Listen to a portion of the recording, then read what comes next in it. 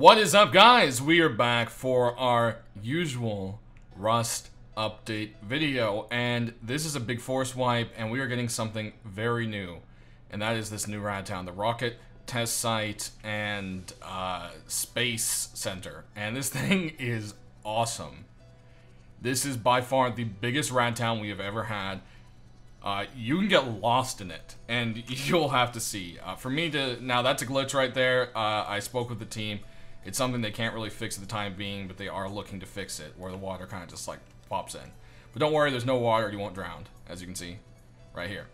But there are some issues with culling, they said, and that will get fixed as soon as they figure out a proper way to handle it. So, further, we'll move on. So this just has a million different ways to get into it. It is incredible. There, you can drop down the pipes. You can walk up the sides. There's ladders everywhere. There's something going on everywhere.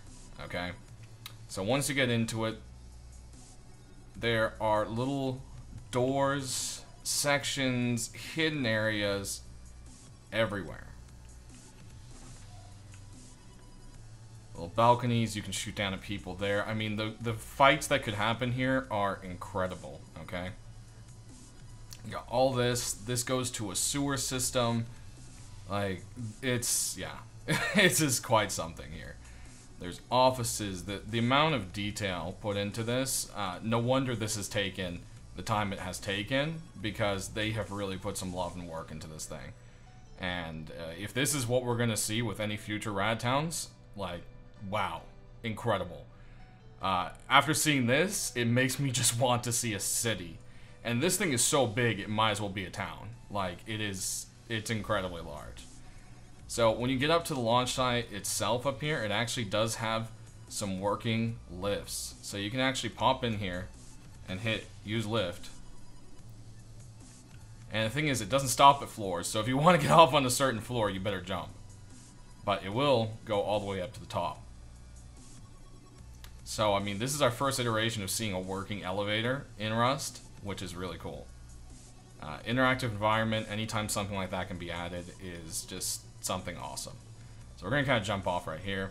We're here at the top. Once you get to the top, there's usually a green crate or two. Rifle body, not too bad. You get a nice overview of the whole rocket site itself. You can kind of just see the scope of this. Again, ignore that water. And, I mean, this alone is like the normal size of Radtown. But then there's all of that over there. So you can travel above ground, below ground. There is a little tunnel system. And it is incredible. I believe there's a tunnel. Tunnels are over here, and they end right here, I believe. Yep. Yep, there's a little tunnel system right here, so underneath these grates. And all of these buildings can be gone into. None of them are placeholders or anything like that. They are proper buildings. Now, before we actually take the rest of a look there, there's actually these new Hobo barrels, as they're calling them. And you can toss some wood in there and start cooking up some food, warming up, or getting a little bit of comfort. So these are actually really neat. And they're all around. They aren't lootable or anything like that, but they're a neat little addition, I would say. So these also will have the chance to spawn in other places as well. We'll go ahead and move off. So these are like the warehouses here. They, of course, have loot crates in them. There's a little second story scaffold to them. They have double doors that... Oh, no, these double doors don't work. I guess these aren't real double doors. Okay. Well, that is strange. I'm not... Those double doors must be glitched, because the rest of them did work. And, okay. So ignore that one there. You've got these little silos here. They can be climbed up on. There's, like, barrels and such on top of them. There's a little office building here, which... Here we go. Those doors work. See, I'm not lying. The doors work. I promise. I promise. They've got crates in them. There's a lower floor, which also has crates in them. Again, working doors. There we go. See? See, I'm telling the truth. There's all sorts of pipes you can run around on. I mean, it's just the amount of space and sheer volume to everything in here is just incredible. So, you know, we got a second warehouse right here. Let's see if these doors are going to work for us. Yeah, see, these worked. I don't know what's up with the ones on that one for some reason. That's odd. Let's see, those work fine. That is odd. Yeah, these... Okay, those doors are broken. That is weird. Alright, but anyways, see, the doors work. German wasn't a liar. Also, I believe you can crouch under here. So, yeah. These are all little lootable areas. We've got another little warehouse building over here as well. Next to a tower. The tower can be gone into, just like the ones at the airfield. If we cruise around over here, you got more offices. You've got their awesome looking little checkpoints. There's one here and one at the other end. And they just look great. So it's the Cobalt Space Center. That's where we are. And yeah, there's these little towers everywhere. It looks like most of them don't have ladders, but some do, like this one. So you can actually get up on this little sniper nest, which is cool. I mean, there's an outside to the building, there's balconies you can get up onto, and there's all these little tricky ways. Like, you know, this ladder goes here, but then, whoops, you can't really go anywhere. You gotta climb in here, go up here, and then climb up this ladder, which then can get you to the roof, where there's a crash helicopter on the pad. And usually, I've noticed so far, 3 to 4 boxes up here. Alright? So that's actually really, really nice. Over here, we've got some other buildings we'll check out in a second. But let's check out the big shebang here. So this is the main building. It is huge. It itself is almost as big as any Radtown. We've got these hopefully working double doors. Yeah, there we go. This is... That was weird. Okay, it's just taking a little bit of time to load. So there we go. So we got level 0. We've got some elevators that don't work, sadly. And then you can pop in here. Here's those tunnels where they start, the ones I was talking about. And the scope of this place is just incredible. I'll leave a lot of the exploring to you guys to check it out. But you can see this place is huge. All sorts of stuff you can do. Once you get up here, there are some green crates. Got some pipes in there. SMG body right there. So that's quite nice. And then over here we've got these buildings, and as much as these kind of look like they may be something you can't get into, you bet you sure can. Roll on up to them, and it is just offices. Alright? And this is just incredible. This area is huge. I mean, there's all these different areas that just go around and around. There's these stairwells. You can climb all the way up and through and around. They go into corridors. I mean, you can get lost in this place. And there's loot in here. So, I mean, it's pretty incredible. Then you can also get on the roof.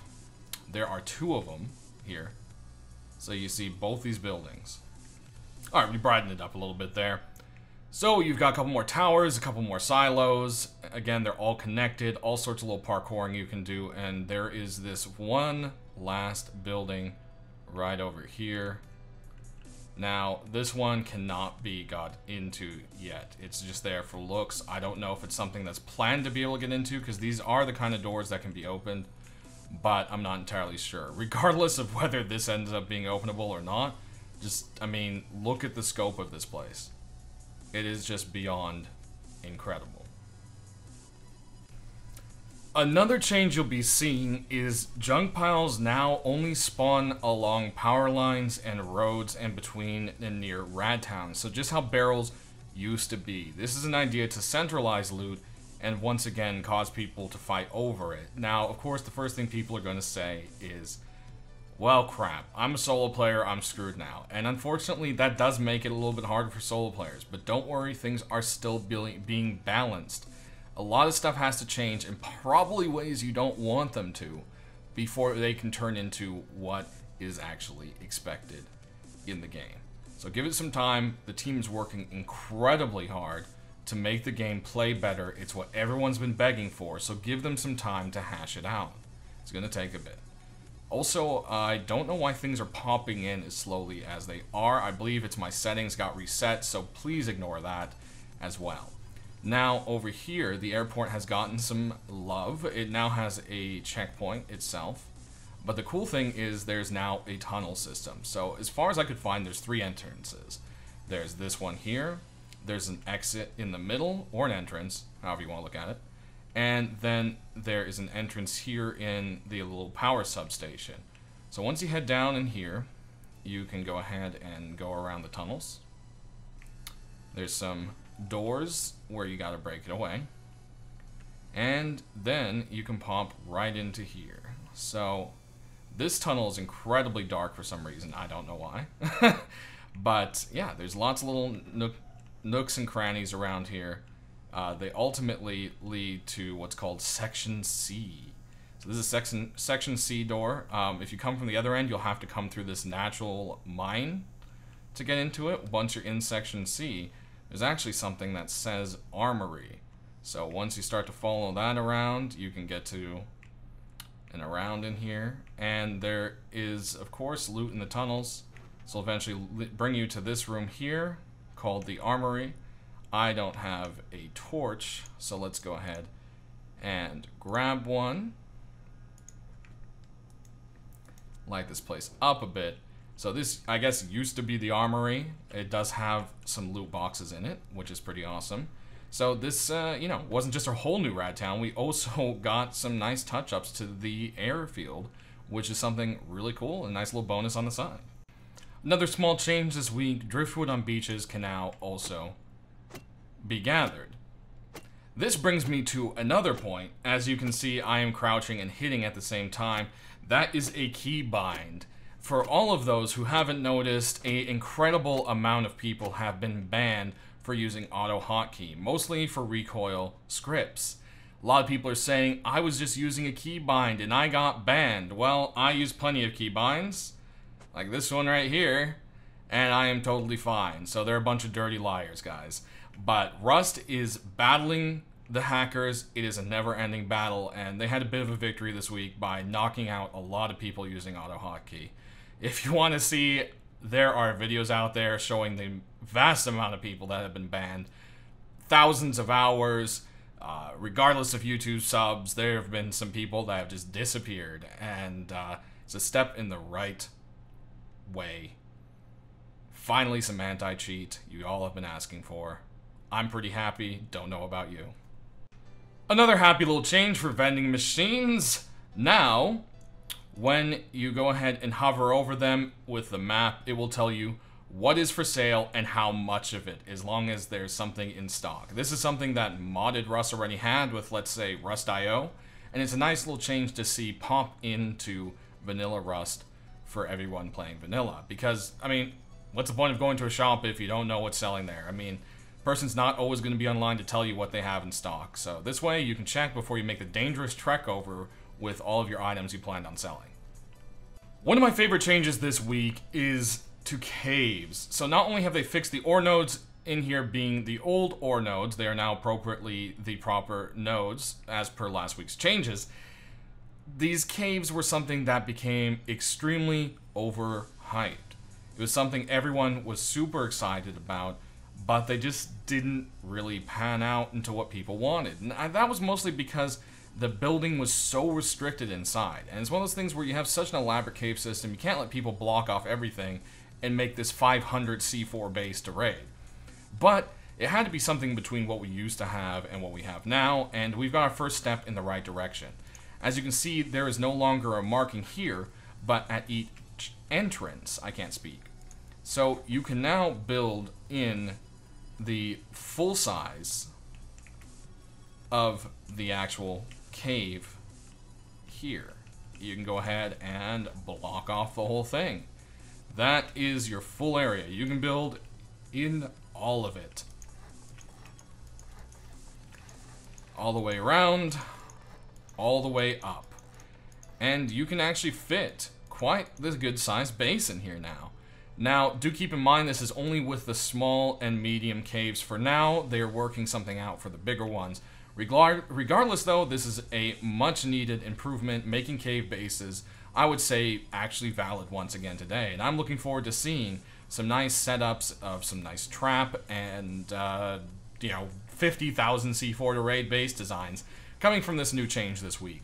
So, guys, something, once again, moving right in the right direction. I don't know about you, but I'm pretty excited. Sign off in the comments down below about how you feel about it. So with last week's ore changes, people are pretty upset because they can't build bases. They can never find enough stone, and if you're on a high population server, it is scavenged to death. So for that, it's still being balanced. What they have done, though, is they've changed it to where ore nodes are pretty much always around rock clusters. You know where you're going to find it. Also, in the temperate zones, there's 50% more stone, rather than being 1/3 sulfur, 1/3 stone, 1/3 of metal. So temperate regions are going to be a guaranteed half of the nodes are going to be stone. So that's already a step forward in the right way. Now, a lot of people probably say that's not enough. It might not be. Remember, they're still balancing it. Now, last week there was also mention of quarry changes happening. Those unfortunately didn't make it in this week, but for the sheer amount of stuff that we have gotten, that's not really surprising. Don't worry, like I said, the team's working on it. For once, this game actually feels, well, not for once, but this game really feels like it's going somewhere. They're making changes, they're trying to get into it, and they're trying to go ahead and get us to a point where the game has what they hope to, reach the end features there. Now, as you can see, last week, the high quality wasn't popping up right, and in that bottom corner there, it popped up and said too high qual. I got too high qual. That is a nice little bug that has been fixed and zapped and taken care of. So that's actually pretty nice there. Now, if some of you guys have been paying attention to Twitter, Gary did what Gary always does, and he decided to troll everyone, as you can see the following tweets up here. Yep. Don't believe any of that. Come on, guys. You should know better by now. And just to prove, there is no half block. I know. When I saw it, it was right there with those trolls, and I was hoping it wasn't a troll too, but it is.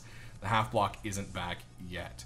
Don't worry, they still have plans for doing something similar, like half walls and etc. So that is something we'll eventually see one day. So, anyways, guys, that pretty much covers the big changes this week. If anything significant is said in the dev blog, I'll be sure to go ahead and cover that as well. Now, there's been lots of tweaks here and there, so if you want to check out the exact details, go ahead and jump on the Twitter feed or check out the dev blog at the bottom. It will show all the little tweaks and changes they've been doing to try to increase the performance of the game and just move forward. As always, guys, don't forget to click that like button to show your support, and we'll see you next week for another Rust update. Thanks for watching.